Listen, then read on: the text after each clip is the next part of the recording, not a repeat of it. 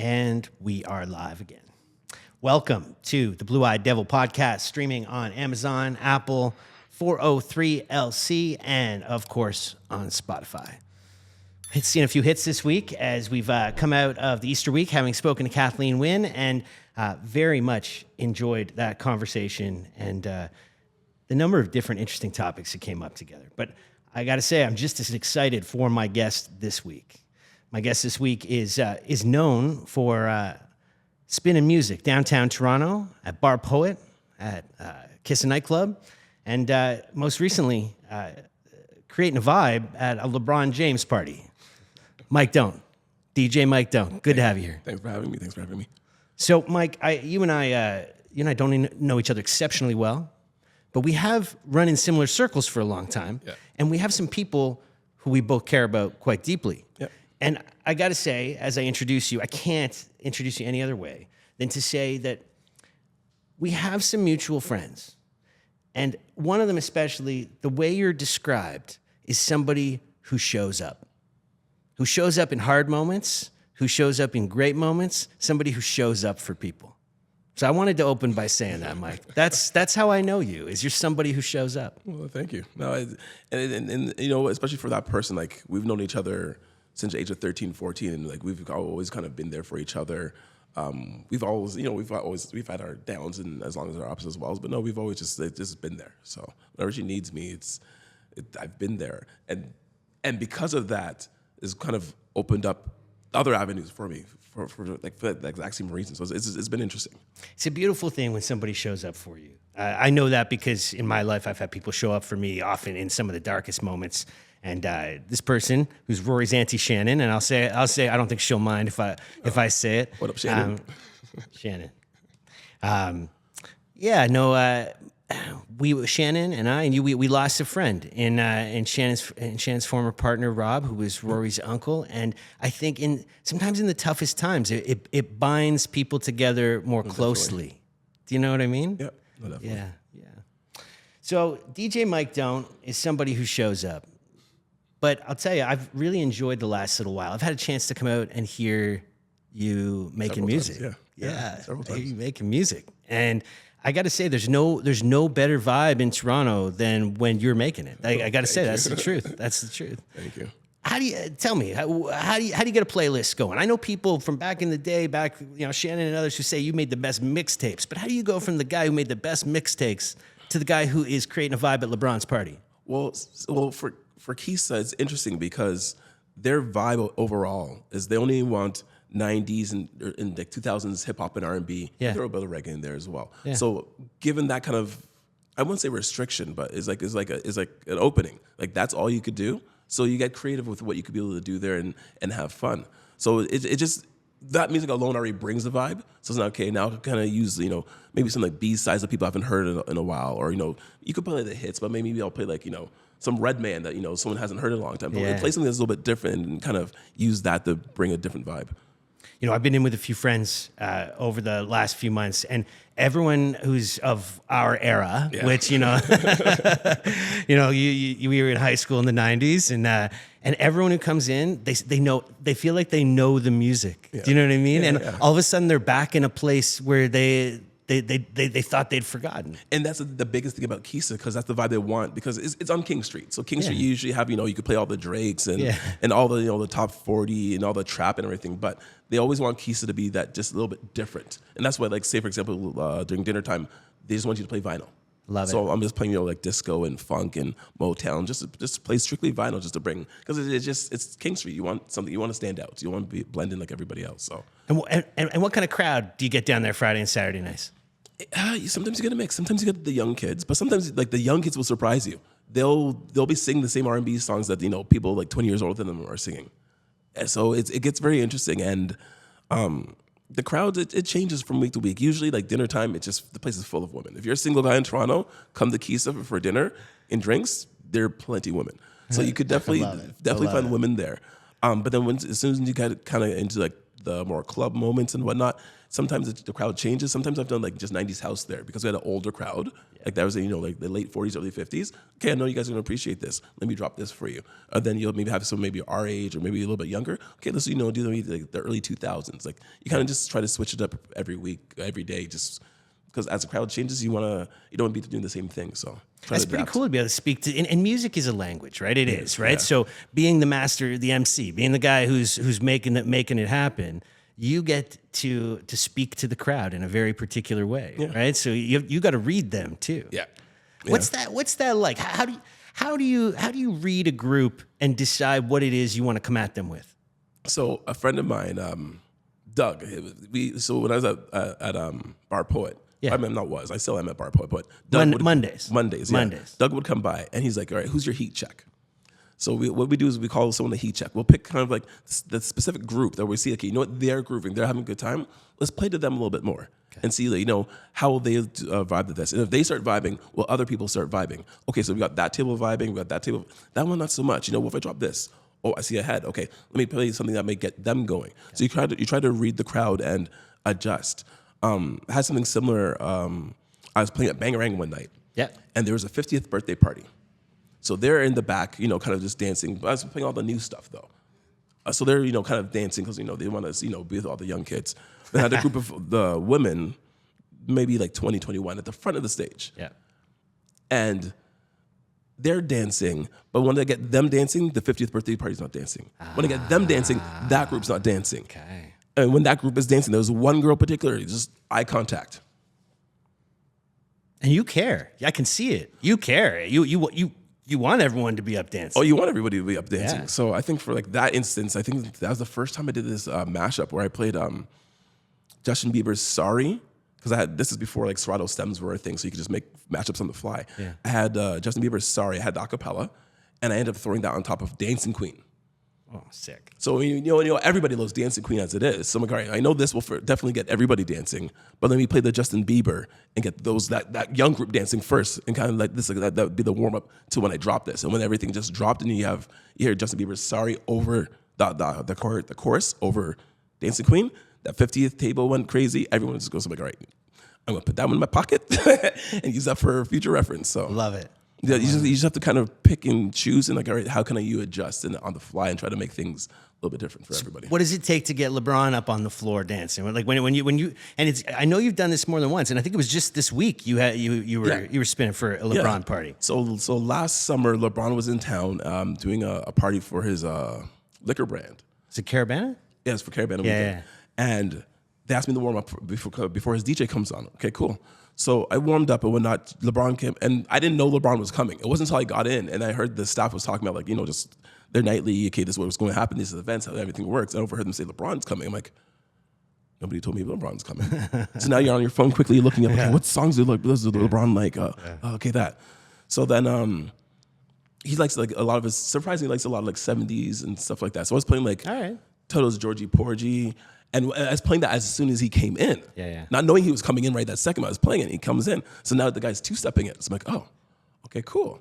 All right, what else is on this list that he liked? Okay, cool. Oh, you know what? He's going to like some Camp Low. Okay, cool. Let me play some Camp Low. So I'm playing Camp Low. He's bobbing to it. But then his DJ comes, and now we're trying to transition from me to his DJ, but his DJ hooks into the system, no sound. Oh no. Okay. So now here I am trying to DJ, and also help his DJ debug it. Yeah. So now like you're hearing train wrecks happening and this and that. I'm like, oh no.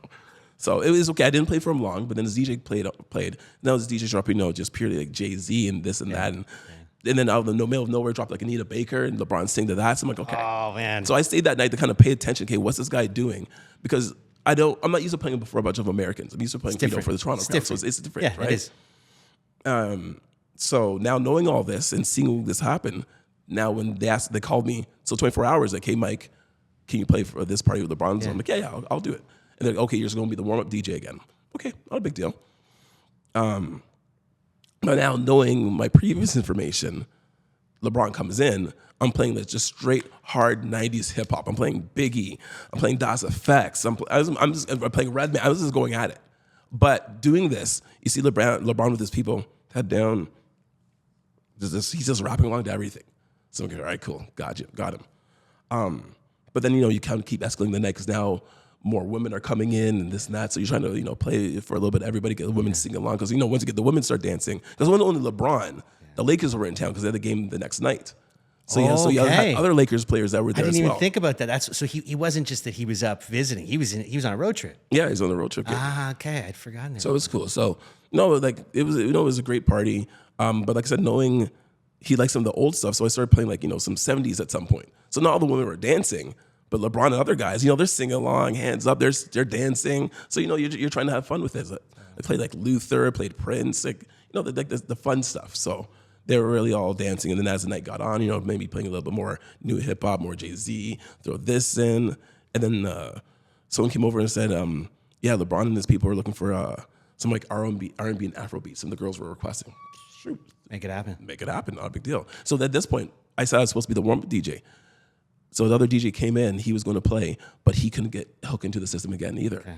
And the system's nothing crazy, but for whatever reason, his firmware wasn't up to date or whatever, software, who knows. So now I'm playing the whole entire night. But because of it's a nice surprise. I can't complain because I was already escalating the night, like building the night. Yeah. So now that he can't play, now it's time to bang everything out, just go at it. So at that point, everybody's kind of, hands up, dancing, singing, rapping along. LeBron was standing on the booth, just rapping, doing his thing. Like wow. It was a fun party. That's the best way I could describe it. It was just a fun party. There was no trouble.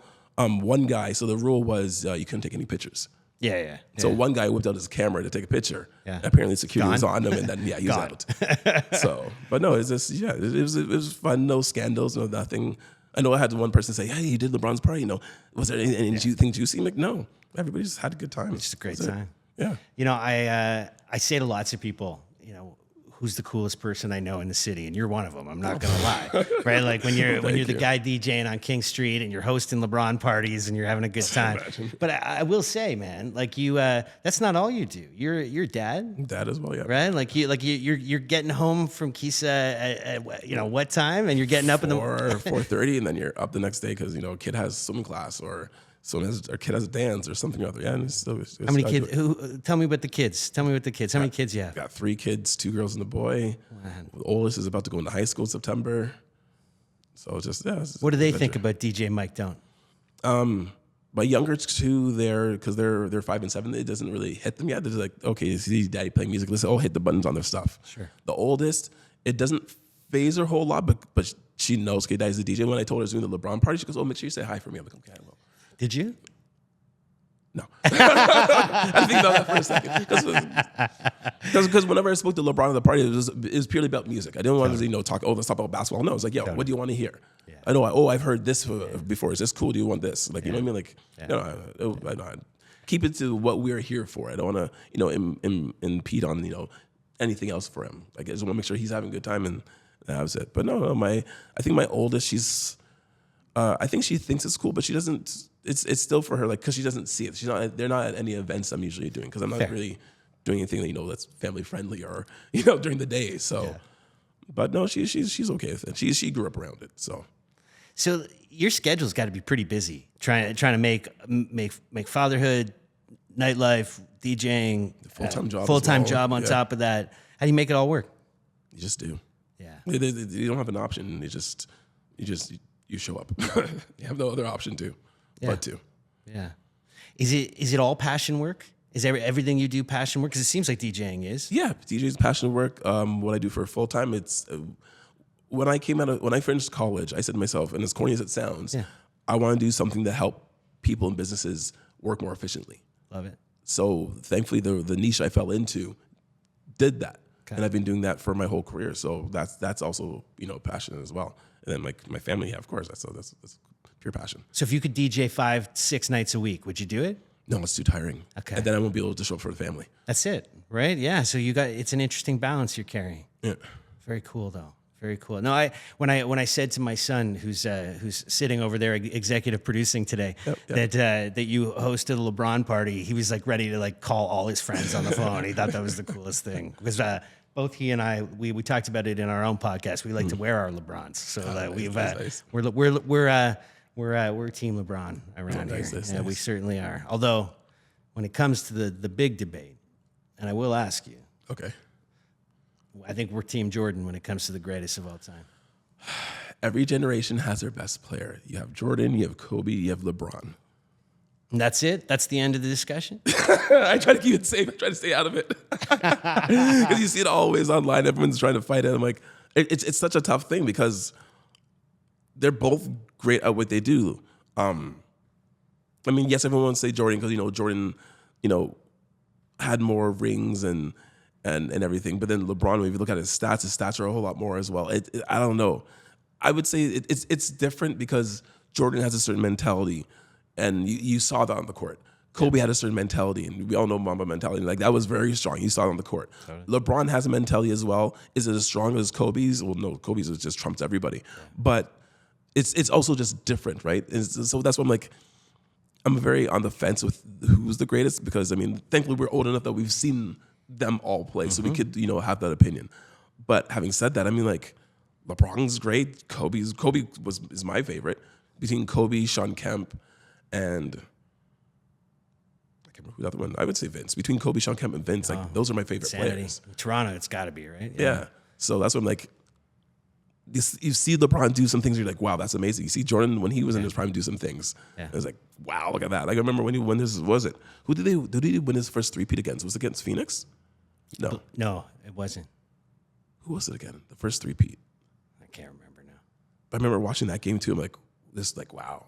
No, it was art, and we were kids, we were teenagers, and I said recently on another podcast how I never saw Jordan live play for the Bulls, but I did get to see him play live for the Wizards. Mm-hmm. But what we watched on television at night really was art. It was. I never saw anything like it, and for a guy who could go completely change his body to play baseball for a couple of years and then come back and win 3 more, it's very special. Yeah. I will say though, in the last couple of years, I'm grateful for Kobe, and if he had a ghostwriter, I'm grateful for the ghostwriter too, because some of his Mamba mentality stuff is deep, is brilliant, and is a resource for dads raising children.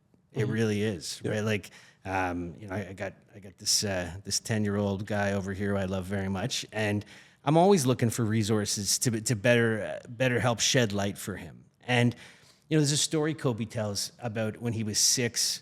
He was at, I think it was like karate class, and he got pinned up against an 8-year-old black belt, and he had to fight him. And he said he'd never been more scared before, and he was kind of trembling. And he went in and he did it, and he got his ass beat. But he realized he didn't get his ass beat as bad as he thought he would, and it didn't hurt as bad as he thought he would, and it wasn't as embarrassing as he thought it would. And he said, that's the last time I was ever intimidated. I won't ever be intimidated again because, I can take a beating and keep going.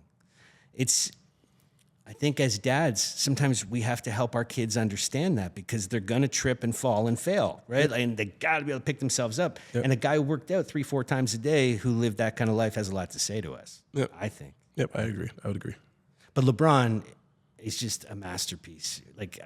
Very few people can, even with all of Michael's art and all of Kobe's brilliance, I do think that LeBron's longevity is even as a person. So the first time I DJed for LeBron, he came into the room, he said hi to everybody. Wow. Where you're behind the bar getting preparing for the night, everything. He came into the room and just said hi to everybody, shook everyone's hand. Yeah. And I'm like, even just as a person, I respect that. Because how many other people I've played with other NBA players that have come into the room. Not all of them have done that. Or other celebrities. LeBron made an effort to come say hi to everybody. So I'm like, that just brings more respect because he's showing his gratitude and whatnot. So when you look at the beginning of the pandemic and the bubble and the leadership role he took around Black Lives Matter, the leadership role. He's taken a number of times when players have been marginalized for things that maybe even their fault, right? Even Kyrie and some of the things that he said. But LeBron is somebody who, when the time is right, uses his enormous pulpit to be able to bring people back from the edge. And it is a beautiful thing to see. I got a lot of respect for him. So it's nice to hear him in Toronto and having a good time, and you getting to facilitate that. Yeah, it was fun. Yeah, I'm not complaining. You up for a little rapid fire? I like to do a little rapid fire sometimes, where I'll give an option, or you down for it? Little. For it. So we're streaming on Apple, Spotify, 403LC, Google Podcasts, which is now just streaming straight off YouTube, and you can find us at 403LC. But we're going to do a little rapid fire here on the Blue Eyed Devil podcast, and let's get started. I'm down for it. All right. So, DJ Mike, don't. Kissa or Bar Poet? Kissa.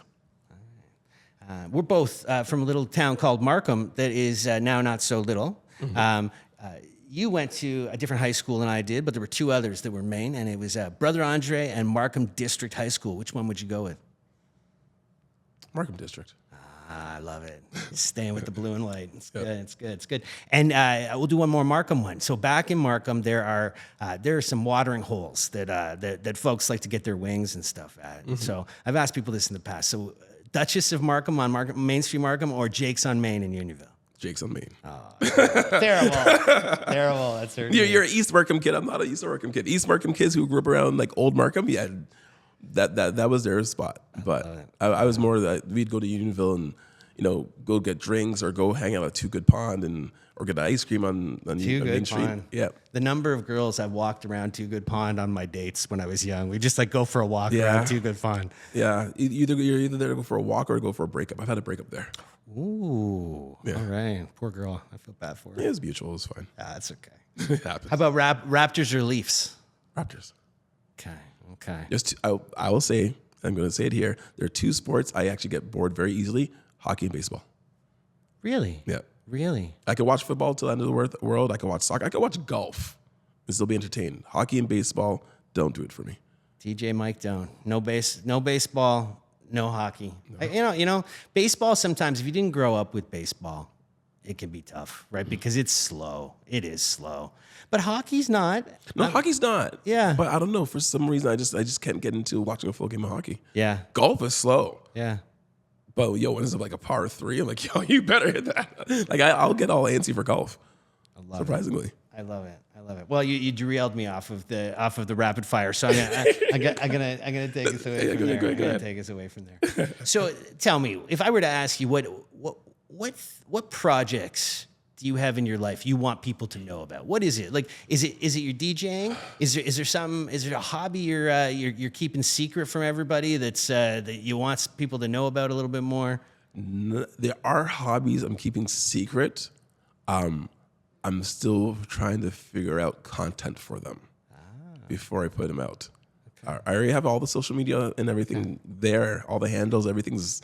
It's just for me. As soon as I come up with the content, it'll drop. Okay. So you know that I'm a very big Marshall Mathers fan. And you know that because when I show up at the club, I tend to like make my way over to the DJ booth. I'm like, play Eminem, play Eminem. Yeah. But you said to me he's not your favorite. He's not your favorite. He's highly skilled, but he's highly skilled, highly talented. Like, I can't disregard that. But no, I think because the start of his career, it just the whole making fun of people just to try to get big. It didn't do it for me. It's like the game. I don't like the game. He name dropped people so much. It's like, no, this is a turnoff. Rap about something else instead of saying this or that. It's just, no. So you're not about the clapbacks? I am about the clapbacks. Because I don't know. I've heard your playlists, man. For sure.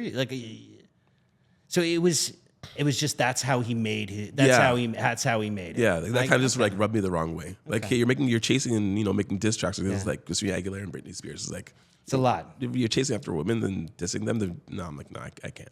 You know what? Can I tell you? Can I tell you something?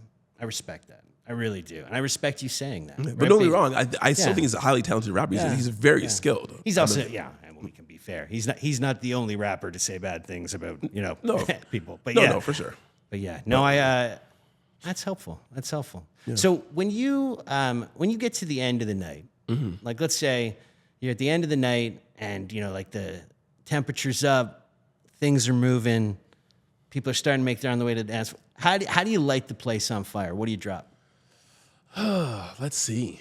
It depends, but a lot of time, like I'll just drop Jay-Z's Paris, or I'll drop something from like Kanye's Can't Tell Me Nothing, like something that's just the classic stuff everyone just kind of just loves. Yeah. What else is there? It depends on the venue. Like one venue, I don't play as much now because I'm so much at Kissa. Vatican Gift Shop in the East End. Yeah. You could drop some Kelly Clarkson. You could drop like old Brunny style music. For real, eh? And just the place just lights up. It all depends on the venue, but like usually there's like I said, drop Can't Tell Me Nothing Kanye. No matter how many people hate or love him right now, that will always sell. No, you can say whatever you want about Kanye, and he would admit, and I think we all know, like many of us, he struggles with pretty serious mental health issues. But the guy's brilliant. He is, right? Like, he's a lyrical genius, and he's brilliant, and he's made some amazing music. So it's still worth listening to. That's for damn sure. But I feel bad for people who've worked with them though, because some of them complain just about the effort sometimes they put through with their music, and it's just like that's all I got out of it. And it's like it's one artist in particular. He worked with him on the Yeezus album. Yeah, and he said after that process, he's like, I'm not working with Kanye ever again. I've heard that before too. I don't know. I wonder if anyone wanted to work with Michelangelo or Picasso or some of those other crazy guys. You know, like there's truth to that, right? Sometimes you can be just genius enough to be just crazy enough for no one to get you while you're alive. 100%. Know what I mean? Well, that's 808 Heartbreaks. Everyone's like, what's this? Yeah. Or when Andre 3000 dropped Love Below. Totally. Everyone's like, what's this? Totally. But listen to it now and you're like, those are classics. Best concert you've ever been to? The first time Kanye came into Toronto, and he did is at Sound Academy. Yeah. Or the Docks. Yeah. Or now the Rebel. Docks. Oh my God. I haven't heard somebody say the Docks in years. When he did the first time he came to Toronto and performed the College Dropout. Yeah. It was the week after it came out. And it was amazing to see. Like the CD album was only out for like a week or so. But it was amazing to see everybody sing along to every single song in that club. I was just like in awe. Yeah. I was like, okay, this is something special. And this is, Louis Vuitton Don, his whole backpacker, his Jesus piece, like is that era Kanye. Yeah. But it was just amazing to see. Very cool. He just had everyone captivated. I've seen Kanye a few times before. Now the big arenas shows, I've never been to those ones, but I've seen him a few times, and it's just like that one particularly was like, wow. I had a very cool experience last summer, and it may be the best concert I've ever been to. But it was at the beer festival over at Bandshell, and I saw Ice Cube, and we were growing up, and I wasn't allowed to listen to Ice Cube. You know what I mean? Like, and to see him, to see him live at 42 years old was pretty damn cool. So that would be cool. It was very cool. What's the biggest crowd you've ever spun in front of? Maybe the Craft Beer Fest. Okay. Would that be it? I think it would be the Craft Beer Fest. A few thousand people?